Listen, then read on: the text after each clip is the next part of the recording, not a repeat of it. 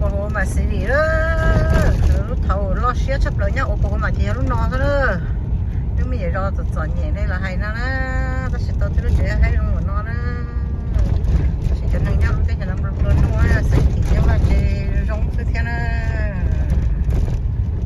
hai cứ nó lúc thầu mà xía tiêu trồng thầu cái nó nè.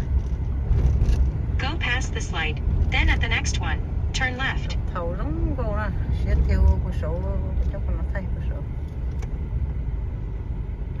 số nó hay thật tao bên giờ mua của số rồi tao luôn nó sao chơi tao luôn chơi nó xía thùng à bây giờ thằng liu cái chuyện nó xía của số hiểu là quá chỉ số liu tao luôn cái mà số đi giờ tao cái sấy rồi tao số sấy hoàn nó thấy rồi chả chơi bỏ cho nó nhau nó bây giờ bay sao không xía tiêu. At the light, turn left onto South Robinson Avenue. Then the destination is on your right. Okay. Bây giờ bảo lấy lúa và giống cô nè. Nó có cứ tên The steakhouse mami. Nó là lúc steakhouse.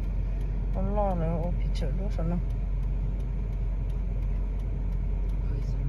Cú thì tiêu nó cho chỗ bé nó nói cho chỗ là ta kia cho chỗ chú sẽ cho chỗ bé thế chỗ cú xả thế thôi này lúng beng nó sợ nó nè nhà nó nhà cái bé này cái beng nó lo sao tháo tao sạch sạch này tháo tao chỉ sạch lòng này waterfall ơi yo chỗ tao mình ở chỗ waterfall tao mình tao muốn xé sạch tua sạch rồi cái chân đấy sao nói hỏi rồi biết to để biết mình sao để chạm mặt thế này sai đó cái số lúc gọi là nữa thì nó cho trong cô lo chạy cái cho chị trong cô lên nó đây là mà cho lại giống cô thì nó cho chị tôi thế là cho lại trong cô luôn nè nó chỉ là giống rồi sọ mà cho lại cái tôi á hồi giờ chiều chỉ có cái sọ là cái tôi nữa cô phứ mà cứ chết rồi mấy đồng bút cha đều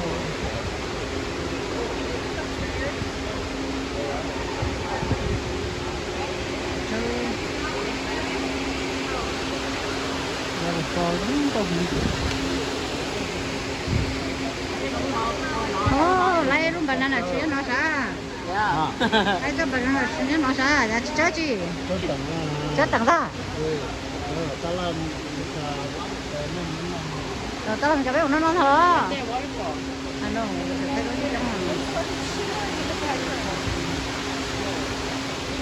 cô đỡ gọi được nữa cái thay của đây thay con của tự thay luôn nè thay của hả thay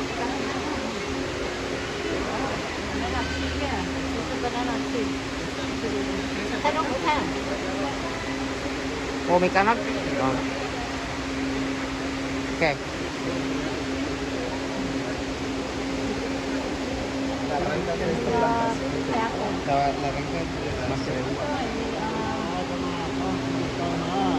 thấy nó cũng có tao nói theo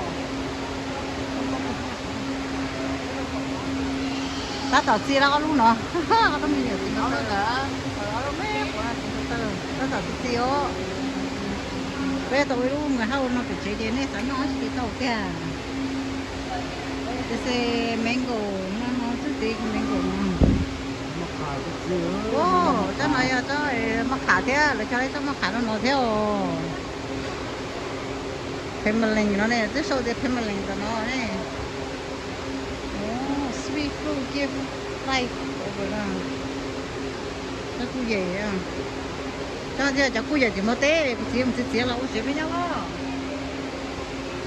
mới cho thật phải à cái ít cho avocado nó chứ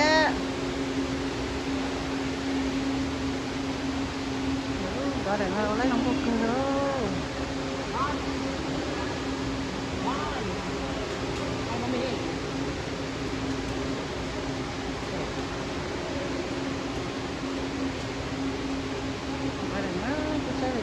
cơ This pretty one. Tóc chụp bà.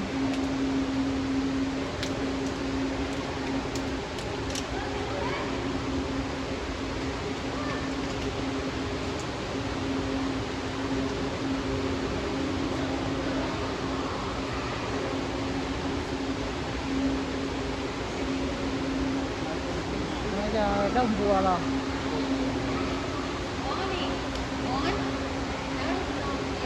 Đông vừa đấy.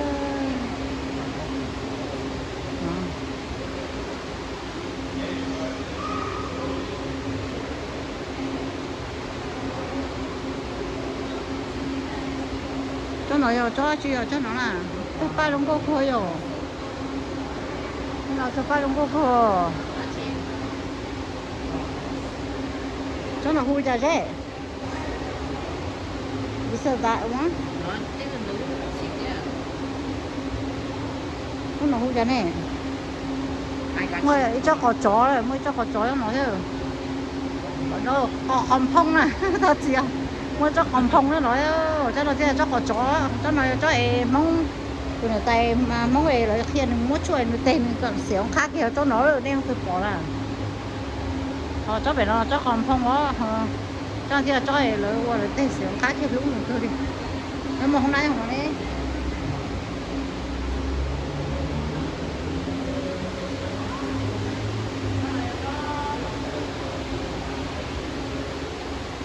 Cho chị. Hanging lobster. Hanging lobster nó. Yeah, I mean, nó mong bây giờ, but they make a show you hanging lobster. Không người ta làm này. Đúng không ta? Hành được nó là chả nóng nào bây giờ. Cho tôi giữ cho nóng một cho nó. Để cháy nó phải nóng cô nó. Phải sát tí hả? Dạ, phải show up. Nó tới thì mình cao nó chơi lâu tới khủng nó nóng cô nó chơi lâu đâu chế nó nói mới cho cắt chí ra xuống được khen cắt chí rồi để cho móng tăng tu đi nó cho nó là cho lên móng trò đó rồi mà qua xua đấy giả đi năng ý gì tua theo thấy mà chỉ tôi mua này chỉ tôi trong rồi chỉ cho tên nó thì cái đó là cho tên nó cho nó giờ chỉ ra chứ na để nó cổ phu nó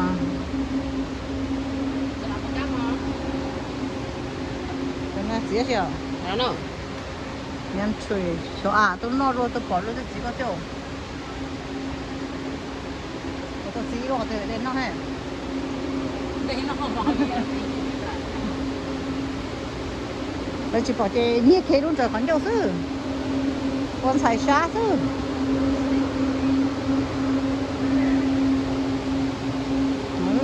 Đúng không đi. Nó đi chơi ô cái chỗ nó rồi lắm ấy.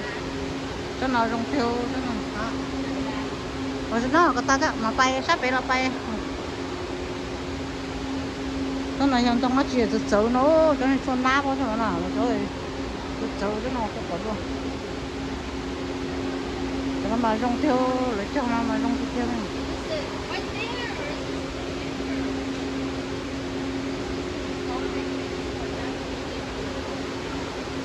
Cái này thì cũng mua cái tổ chế đó.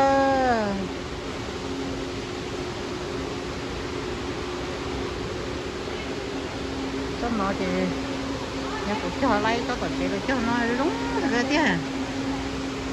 Chứ nó này cái muốn nó thế à.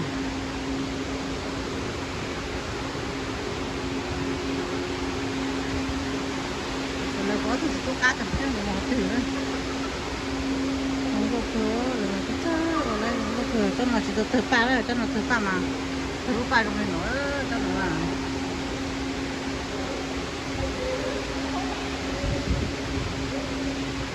từ ba rồi không có tôi lúc trong này nó nhá rồi có chơi thì chỗ cho nó thì chỉ nhau xe đi tiền kiểu lấy chơi nó đến cổ nó lấy chơi giả đi tiền nhà nó lấy cho ấy cái gì đó tao đi là số cái gì đó nè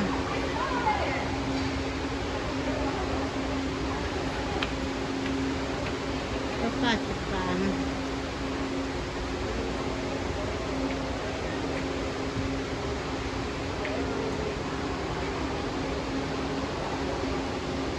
하나 정도 큰.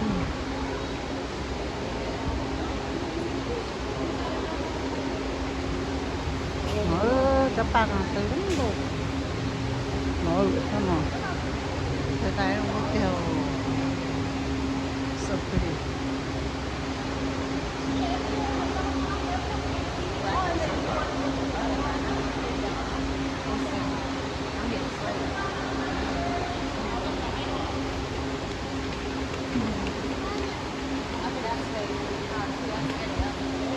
Cái chỗ này giá chỉ theo nó cô thôi thế.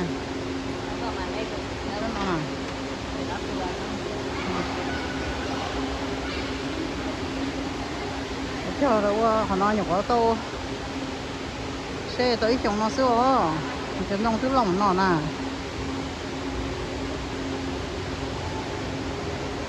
đi chồng nó xưa họ rồi bé tôi là chỉ tao qua lái rồi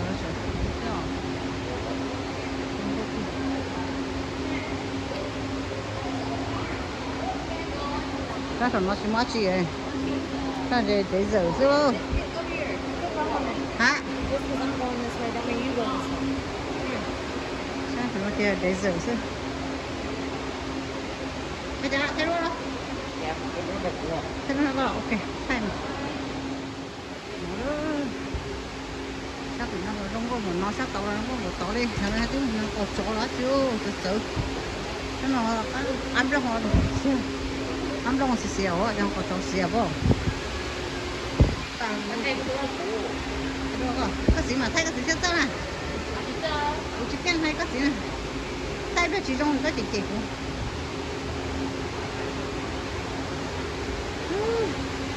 Thay cái này đi, thay cái này đi, thân này đi.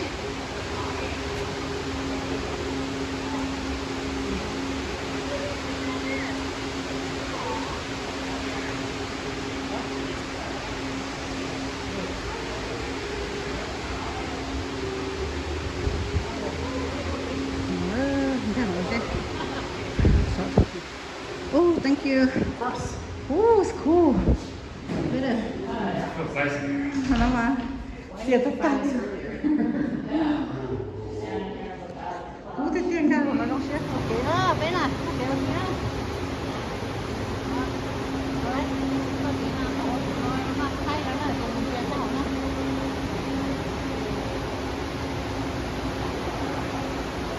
Đây dây rồi.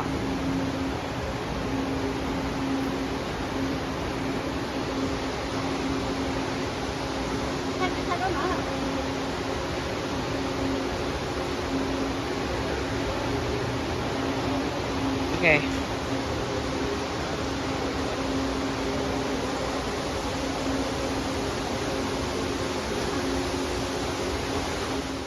Chắc ăn gì số nó này không có tiền à so pretty không có chắc ăn gì chứ ăn gì không có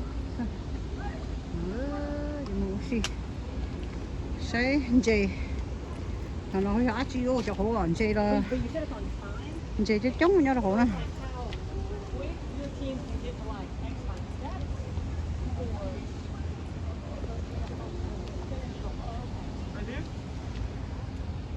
thường là chỉ tầm mà thay đốt xem nào. Nè các bạn mua.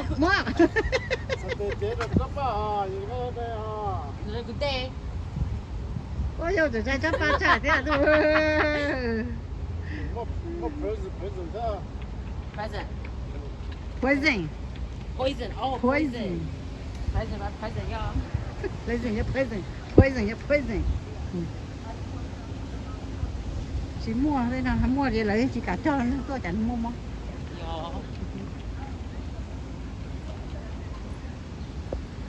Ôi rống tôi rống. Nên tôi không sao không lại lợi.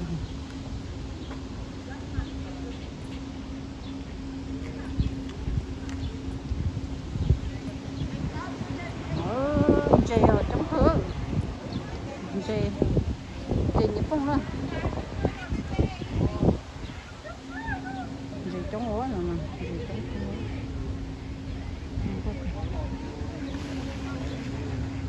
hiện tới cho chín nó chơi cá quá nè ra tao nào giờ tao cũng chọn này phải để cho chín nó hò nó bao có kia. đó là Nó represent good luck. hay cái nào Japanese culture.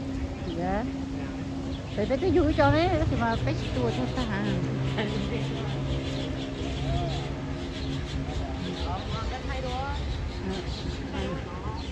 không có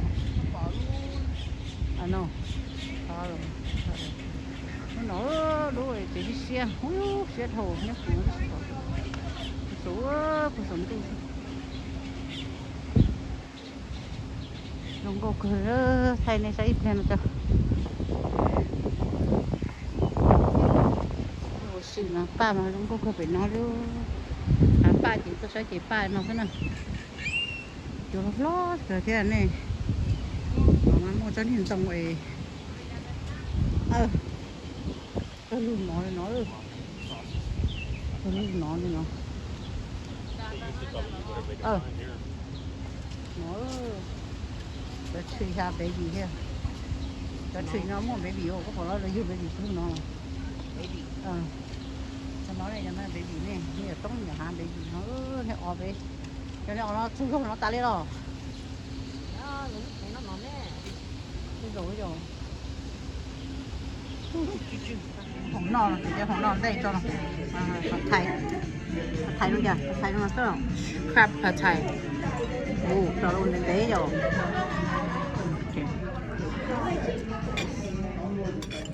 nó mỏi nó mỏi là nó lan nhau nó cho nó mà nó ít nhiều nhăn lại rồi giờ thay quá bây giờ nó chẳng hay mình chỉ trừ hay mình chỉ trừ ô ta có tới dưới tay để lau để ta la để lo lúc lá để nó xem mà để làm cho nó xem mà nó sẽ sao thế ô in nó chơi chẳng cái trừ nó là thằng nó cho nó phải trừ thế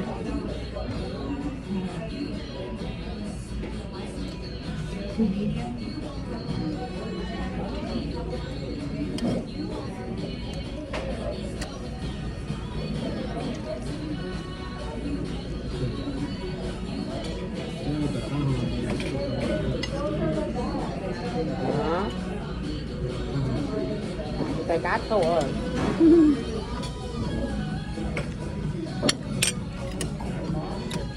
Phải cá hàng rồi không có chỉ đọc kho cho nó cũ thôi chấp lát thôi bây giờ nó mỏ mà nó bị chế chở mà như sao một tuổi mà sao chở em chấp lát rồi cho nó mỏ tao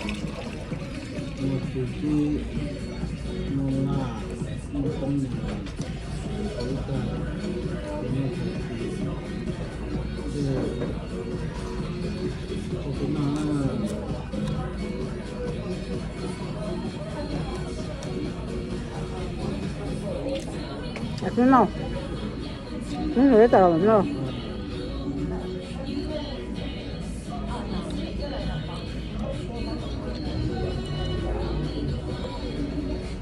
hai còn mấy trăm đó sao tệ đấy không Đó bằng là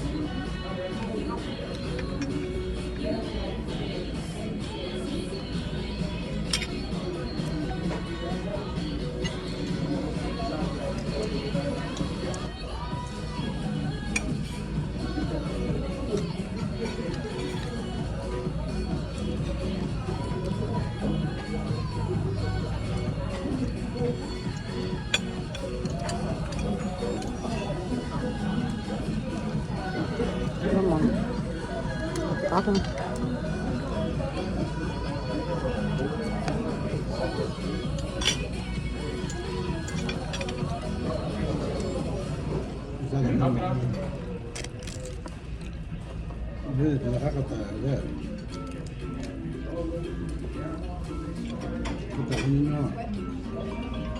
ผัดไทยซื้อ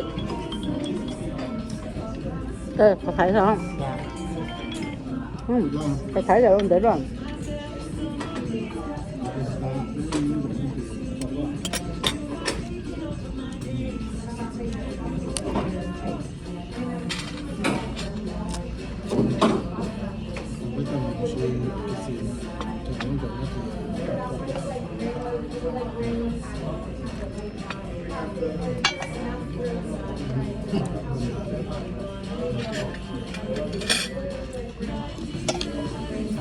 Có.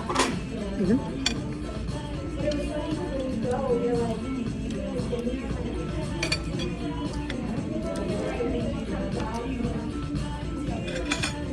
Dễ luôn. Yeah. Ừ. Đây là không? Yeah, có. Yeah, có. Dạ con. Cái này mình đổ số tiền. Có đây rồi hả? Không có kia. Okay.